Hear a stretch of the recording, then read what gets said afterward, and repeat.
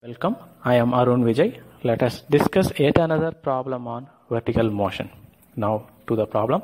A ball is thrown vertically upwards from a building. This is a building. The blue color discontinuous line denotes the path taken by the ball. Back to the question. The height of the building is 20 meters. Now the building's height is given as 20 meters. Now back to the question.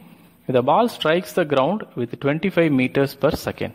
Now the ball strikes the ground with a particular velocity that is given as given data here. Next, back to the question. Predict the initial velocity of the ball. So with a particular velocity, the ball is projected upwards in direction.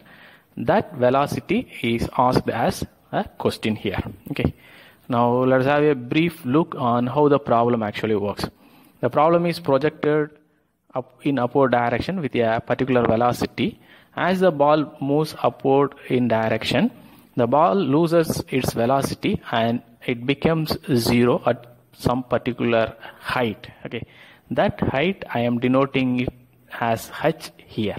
Okay, after reaching this height, that is after obtaining 0 meters per second, the ball tends to move towards the ground as described in the question. And this height I am denoting it as like this. That is h plus the building's height. Okay, why I am denoting like this means we already know about this h in the left hand side, so we can take that one and we know the building's height and we can also take that height too. So adding up those two values, we will be getting that distance traveled by the ball when it is traveling from the highest point to the ground level. Okay. Now, before getting into the problem, we should be familiar about these three equations. These three equations are general equations which governs the rectilinear motion. Okay. In order to extend these three equations to the vertically moving bodies, we should be very careful. That is, when we apply these three equations to the vertically upward motion, we should replace all the a values, that is acceleration value, with minus g, because the body is moving against the gravity, hence we should replace with minus g. When we extend these three equations to the vertically downward motion type of motion, we should replace all the a values with positive g, since it approaches towards the earth. And of course, g is equal to 9.81 meters per second square, which is the acceleration due to gravity for the earth. Okay. Now back to the problem. Now leaving the building, I have displayed here only the path taken by the ball. Okay. Now this point is where the ball is projected with some initial velocity, and this is the maximum height to which the ball can reach, and this is the returning position to the ground. Now let us split this problem into two portions so that we can easily solve it. Okay. So I am splitting up this like this. So the initial or the first part is like this. The ball which is projected from this point and it reaches to the maximum point. So its initial velocity is the actual question. When it reaches this maximum point, it will be having the final velocity as 0 because it loses its velocity.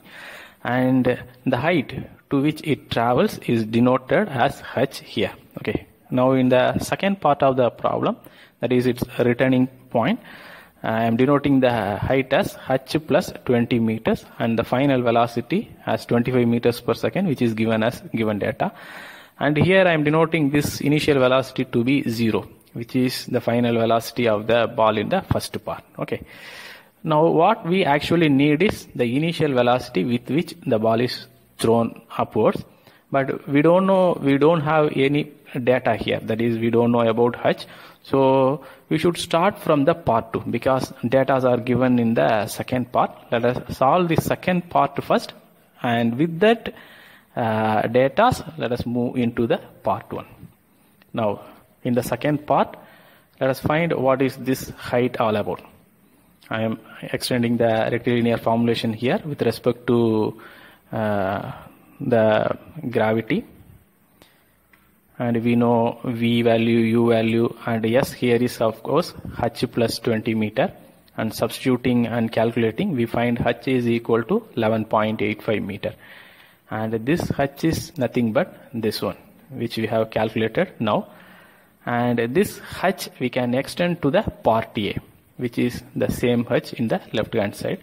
I am extending this h which we found now towards here, and this h is 11.85 meter.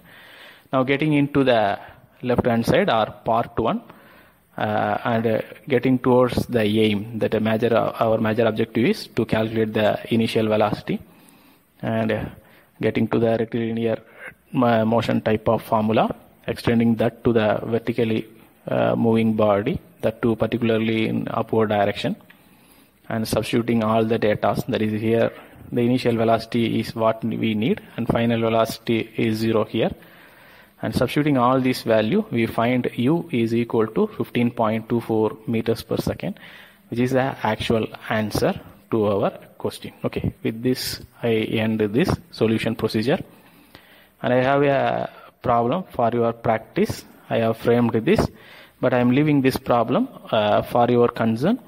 You pause the video and you work it out.